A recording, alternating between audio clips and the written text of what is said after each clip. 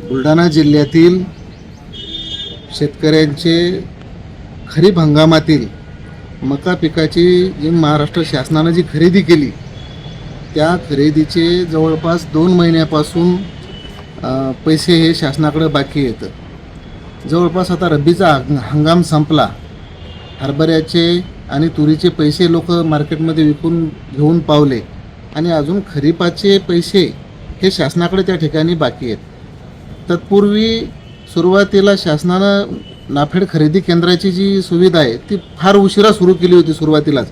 त्यानंतर लोकांनी माल देऊन खरेदी केंद्रावर आता जवळपास 2 महिने उलटले।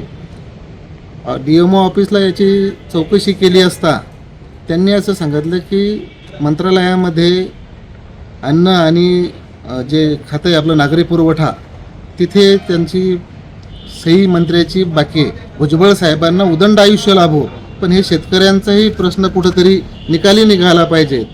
अतिशय म्हणजे आता लग्न सराईचे दिवस आहे, अनेक शेतकऱ्यांचे मुलांचे नातवांचे लग्न त्या ठिकाणी मुलींचे खोळंबलेले आहेत आणि या मका पिकाच्या पैशावर या लोकांना म्हणजे अतिशय शेतकरी त्या ठिकाणी हवालदिल झाला। अतिशय दुर्दशा शेतकऱ्यांची त्या ठिकाणी तात्काळ जिल्ह्यातील एकूण किती शेतकऱ्याचे पैसे हे थांबलेले आहेत आणि किती आकडा आहे? जिल्ह्यातून हा जवळपास 14,40,00,000 रुपये जिल्ह्यातील शेतकऱ्यांचे हे महाराष्ट्र शासनाकडे पैसे बाकी आहेत आणि माझ्या तालुक्यातील सिंदखेड राज्यातील जवळपास 3 कोटी रुपये हे शासनाकडे त्या ठिकाणी बाकी आहे।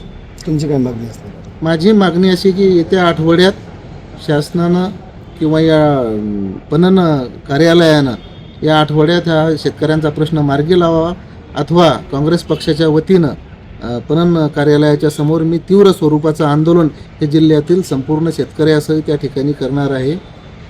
हीच विनंती वजा सूचना या DMO ऑफिसला करतो।